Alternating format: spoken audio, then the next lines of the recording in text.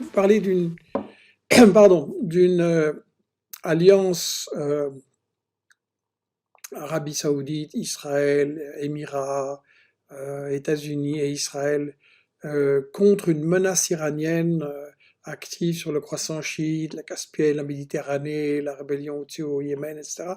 En fait, bon, la question est, je suppose, ironique parce que la véritable menace, la véritable ingérence permanente au Moyen-Orient et dans le Caucase aussi, c'est évidemment celle des États-Unis qui prétendent que toute cette région leur appartient, que c'est à eux de décider qui doit diriger et de placer leurs pions pour exploiter les richesses, pétrole, gaz et autres.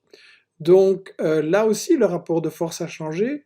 Et un seul exemple, Israël se croyait autorisé à intervenir et à faire la police contre tous ses voisins depuis le début, mais il a ramassé une grande défaite au Liban en 2006 et a encore essayé ensuite.